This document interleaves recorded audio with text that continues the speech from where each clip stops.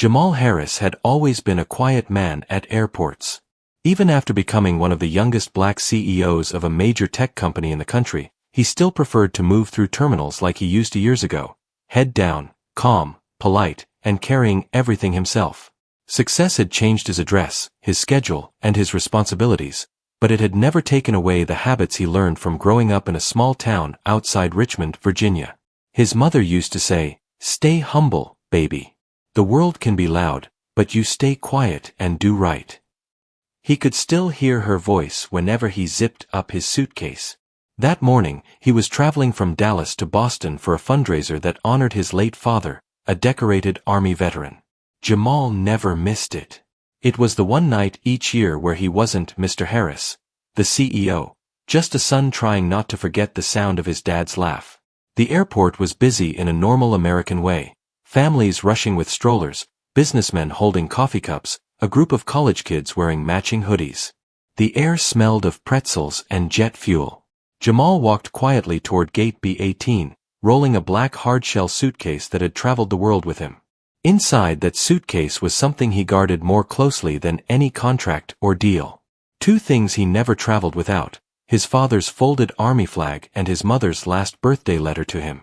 She had passed 18 months ago from heart complications, and that letter had become the only piece of her handwriting he had left. As he neared the gate, he saw the flight crew preparing boarding signs. The lead flight attendant, a woman named Karen Walsh, stood by the gate door. She had sharp eyes, stiff shoulders, and the kind of forced smile people use when they don't want to be there. Jamal didn't think much of it. Everyone has rough days. He set his suitcase down beside the boarding line and reached into his jacket to pull out his phone. He needed to text his sister Mia, to remind her to drop flowers at their parents' graves that evening. But before he could unlock the screen, he heard a sudden, sharp voice. "Move this thing out of the way." Jamal looked up. Karen was standing over his suitcase, one foot tapping impatiently. "I'm sorry," he said gently. "I'm just stepping aside for a moment. I didn't realize it was blocking anything." "Well, it is," she snapped. "Some of us are trying to do our jobs. Keep your belongings where they belong." Her tone was loud enough that two passengers turned their heads. Jamal's shoulders tightened, but he kept his voice calm. "No problem. I'll move it." He reached forward to grab the handle, but before his fingers touched it, Karen gave the suitcase a hard kick, sharp enough to knock it sideways, sending it sliding across the floor and hitting the wall. The sound echoed. Heads turned. Jamal froze. "Ma'am," he said softly, "please don't do that." Karen rolled her eyes and crossed her arms. "If you people kept your stuff out of the way, this wouldn't happen." "You people." It hit him like a slap. Not because he hadn't heard it before. He had, far too many times when he was younger. But because it was so careless, so public, and pointed at him like he was nothing more than an obstacle.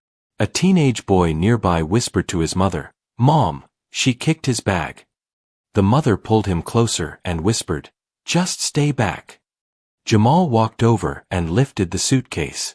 His throat tightened. The handle felt slightly bent, and he feared the worst. He unzipped the front pocket and saw his father's folded flag crushed into the corner, one edge bent. His mother's letter had slipped out of its protective sleeve and was slightly torn at the corner. Something broke inside him, not anger, just sadness. Deep, old, familiar sadness. He stood up slowly and faced the flight attendant. "There were important personal items in that bag," he said, voice shaking. "You had no right." "Oh, spare me," she interrupted. "I don't care what you packed. If you want special treatment, buy your own plane." A man in a business suit stepped forward.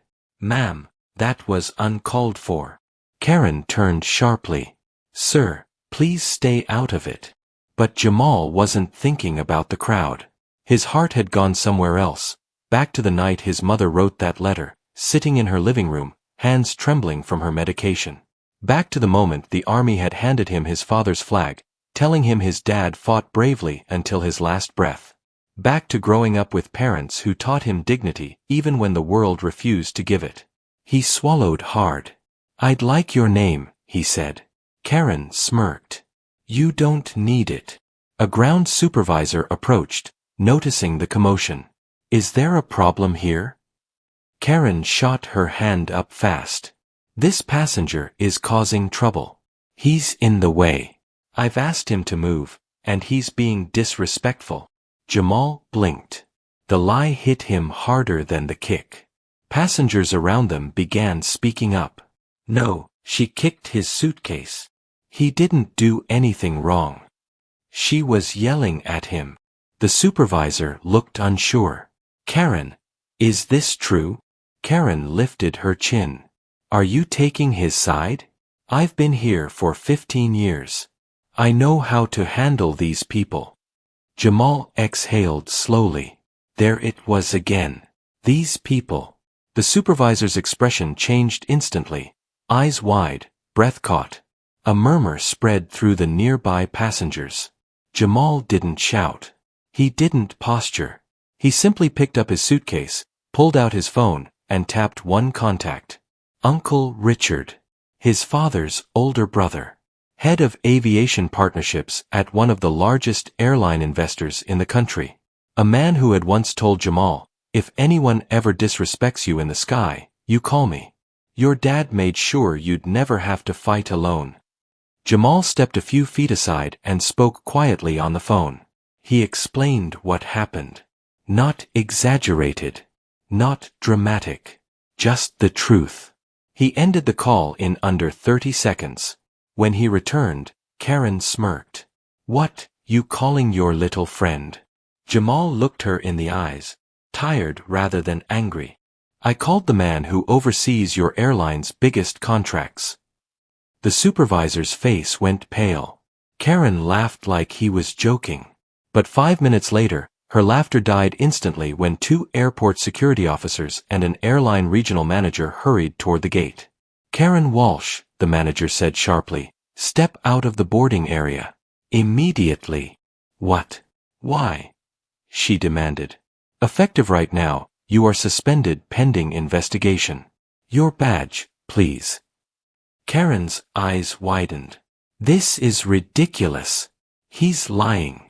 Passengers around her spoke up again, louder this time. She kicked his bag. She insulted him. She said, you people. We all heard it. The manager didn't raise his voice. Badge. Now. Karen's hands shook as she removed it. For the first time, her eyes showed fear.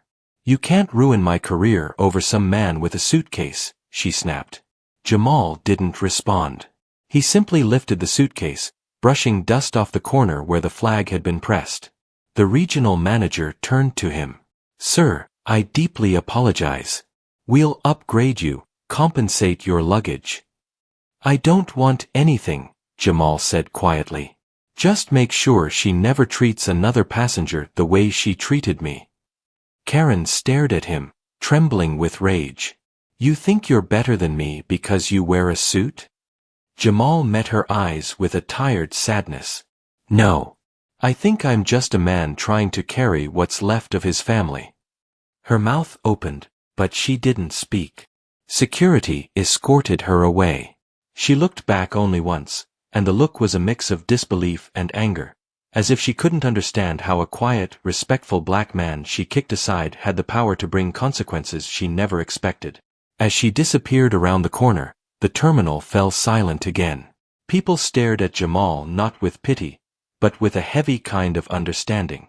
The supervisor stepped closer. Sir, are you all right?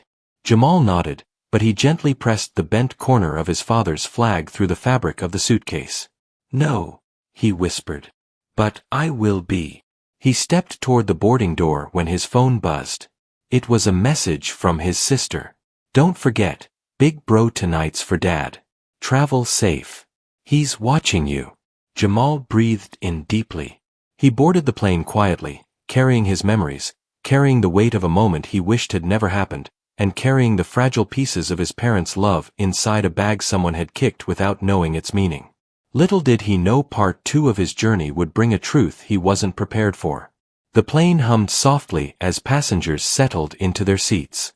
Jamal took his place in first class, though he barely noticed the luxury around him.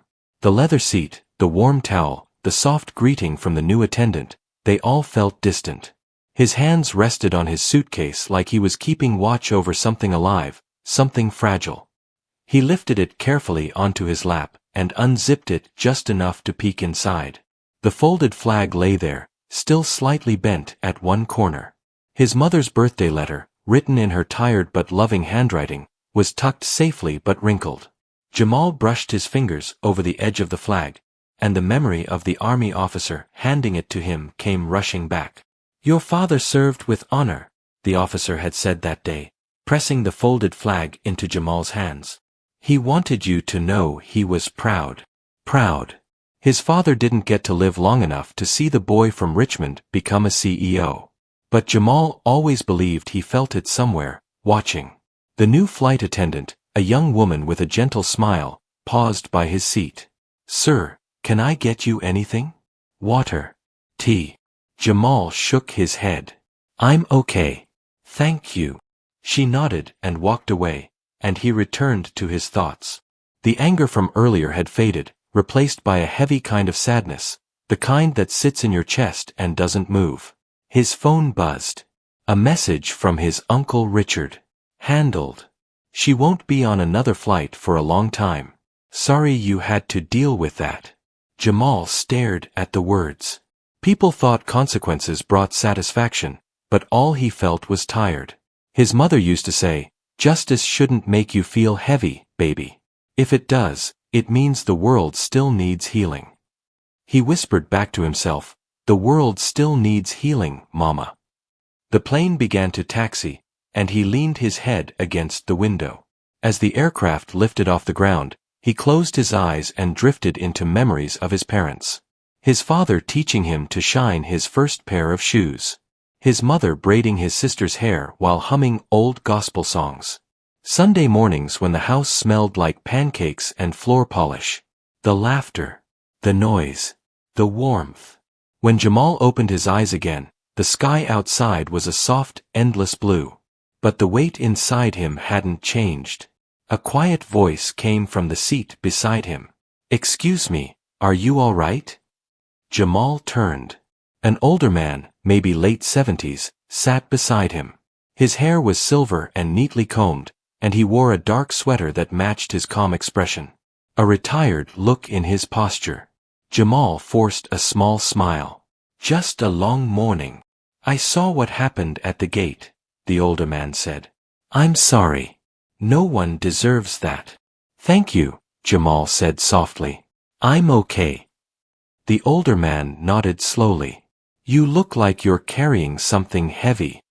Jamal hesitated. He didn't usually talk to strangers about personal things. But the man's voice wasn't prying, it was gentle, like a grandfather asking if someone needed help lifting a bag overhead. Jamal unzipped his suitcase again, and turned it slightly so the man could see inside. "My father's flag," he said quietly. "And the last letter my mom ever wrote me. They got damaged today." The older man's face softened. "Your father served?" "Yes. Army. Passed away when I was in college." The man placed a hand over his own heart. "Mine too. Korean War. Hard men, strong hearts. They don't leave us even when they go." Jamal nodded, swallowing a lump in his throat. The older man tilted his head. "Where are you headed?" "Boston. For a memorial fundraiser they hold every year in my father's name. He used to teach young recruits. They said he changed lives." "He must have been proud of you," the man said. Jamal laughed softly. "He didn't live long enough to see what I became." "Son," the man whispered. "They know. Trust me. They know." Jamal looked at him, eyes warming despite himself. "Thank you." The man nodded once more, then leaned back. "My name's Walter, by the way." Jamal. They sat quietly for a few minutes until Walter spoke again. "You know, I've learned something about life," he said softly. "Sometimes God puts us in places we don't want to be so we can grow into people we didn't know we needed to become." Jamal smiled at the words. My mother believed things like that. Wise woman, Walter said. The plane continued soaring through clean sky, but Jamal's heart remained unsettled. He reached into the front pocket of his bag and pulled out a small metal key, one his mother had given him 2 years ago, saying, "This is for when you're ready." He still didn't know what it opened. He never asked. Part of him felt like he wasn't strong enough yet. He slipped the key back in, and the zipper caught slightly on the bent corner of the suitcase's frame. He winced. Walter noticed. That bag take a hit? Jamal nodded. Flight attendant kicked it earlier. Walter's eyes darkened. People forget that baggage carries stories, memories, sometimes whole families. Jamal glanced out the window. Yeah, that's why it hurt. Walter took a slow breath. Tell me about your mother, if you want. And Jamal did. He told him about her cooking, her laughter, the way she stayed up late sewing patches on his Boy Scout uniform because she wanted him to feel proud. He told him how she worked 2 jobs so he and his sister could attend better schools. How she used to pray over them every night even when she was exhausted. How she told him, 1 week before she died, "Don't live your life trying to prove things to the world, baby. Live it proving things to your own heart." Walter listened quietly, nodding, absorbing every word. "You were blessed," he finally said. "Not everyone gets parents like that." "I know," Jamal whispered. When the drink service came around, Jamal refused his water again, but Walter took a ginger ale and handed it to him anyway. "You're dehydrated," Walter said. "Take it." Jamal chuckled. "Yes, sir." They drank quietly. But halfway through the flight, something happened Jamal did not expect. The new lead flight attendant approached him. She was nervous, twisting a napkin in her hands. "Sir, I want to apologize on behalf of our crew," she said softly. "What happened at the gate should never happen to anyone. We've been instructed to give you anything you need." Jamal nodded politely. "Thank you. I'm all right." The attendant hesitated. "There's more. The woman from earlier, she didn't just get suspended. Word is spreading. The airline is taking it seriously. She might lose her job permanently." Jamal looked down at his hands. The bittersweet heaviness returned. "I didn't want that," he said quietly. "I just wanted respect." The attendant bit her lip. "I know. But sometimes the consequences match the harm." When she walked away, Walter leaned closer. "You feel guilty," he said. "A little," Jamal admitted. "Don't," Walter answered. "She wasn't punished for you. She was punished for everything she's done to people who didn't have the voice or the power to defend themselves. You just happened to be the moment the world stopped pretending." Jamal considered the words carefully. The plane began descending through clouds, and Boston appeared below. Gray rooftops, winding streets, patches of autumn trees turning gold. Jamal felt his heart pull tight again.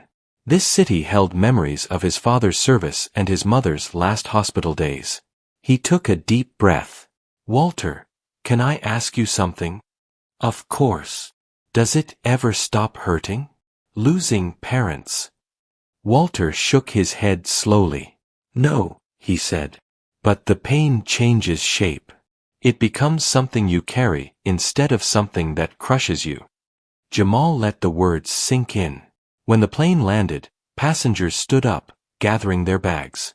Walter moved slowly, steadying himself. Jamal reached out. "Need help?" "Thank you, son," Walter said with a smile. "Old bones."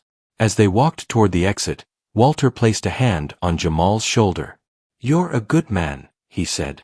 "Your parents raised you right. Don't let today make you bitter." "I'm trying not to." "One more thing," Walter said, stopping near the jet bridge door. "Don't read that letter yet." Jamal frowned. "What?" "Your mother's letter," Walter said, eyes strangely knowing. "Not today. Not when you're hurting. Read it when your heart is steady. When you want comfort, not answers." Jamal stared at him. How did you? Walter smiled warmly. A mother's words, they're always heavy. They shape us, even after they're gone.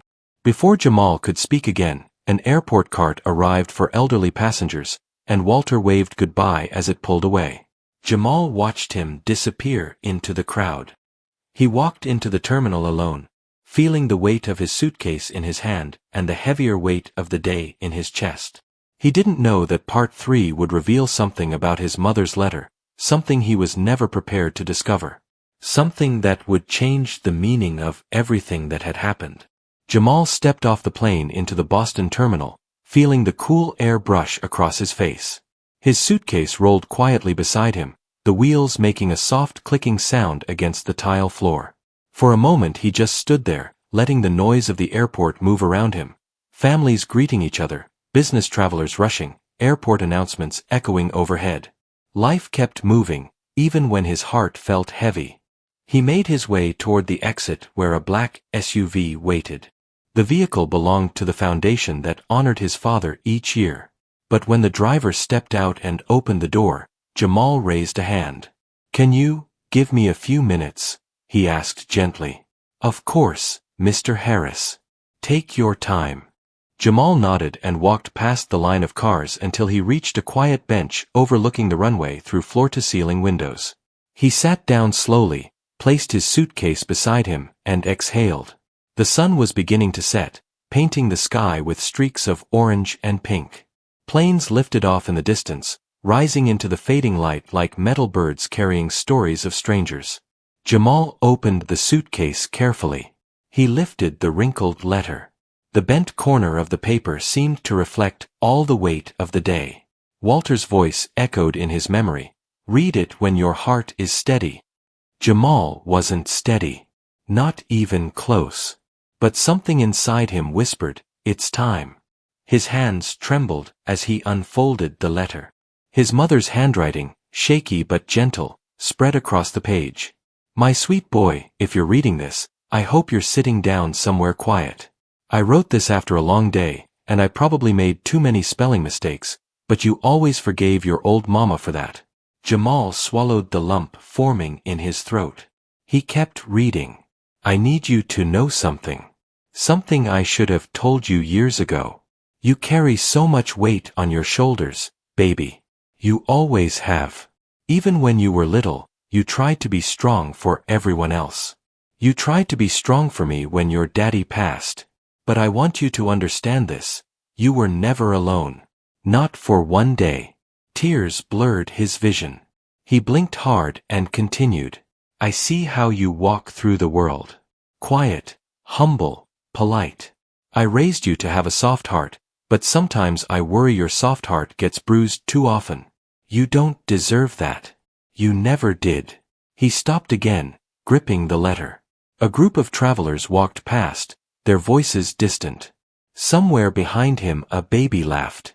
But none of it reached him. The world felt far away. He read on. "Your daddy used to say you were born with an old soul. He believed God gave you extra tenderness so you could touch lives. Not with money. Not with titles. But with the way you carried yourself." Jamal wiped his face with his sleeve. "But there's something even he didn't know. Something I kept quiet because I wanted you to grow up without feeling different, or burdened, or watched." Jamal felt his heartbeat slow. His mother's words continued. "The day you were born, the doctor told me something surprising. They said your heart had a murmur. A small one. Nothing dangerous. But something that meant you might live a life needing more emotional care than most people. I didn't tell anyone because I knew the world would already try to judge you. I didn't want to give it anything else to use against you." Jamal froze. He had never known this. "That's why I always told you to listen to your heart, baby. Not just as a saying. But because your heart, your real heart, needed gentleness. Needed peace. Needed kindness to survive this world." The tears came harder now, falling onto the letter. "So I'm asking you something. Not as your mother, but as a woman who wants her son to grow old with joy. Stop letting the world bruise you without speaking up. Stop carrying pain in silence. And never let anyone make you feel smaller than you are. You are my son. You are your father's pride. You deserve dignity wherever your feet stand. Jamal pressed the letter to his chest. His breath shook. The words felt like a hand reaching out of the past, touching the deepest, most fragile part of him. There was more. One last thing, baby. If someone ever harms you or disrespects you, I don't want you to stay silent. I want you to stand up, not with anger, but with truth. Your daddy didn't raise a quiet shadow. He raised a man who fights with love, with honor, with courage. So if you ever face a moment where your heart is hurting, speak. Even if your voice shakes. Because that day, you won't just be standing for yourself.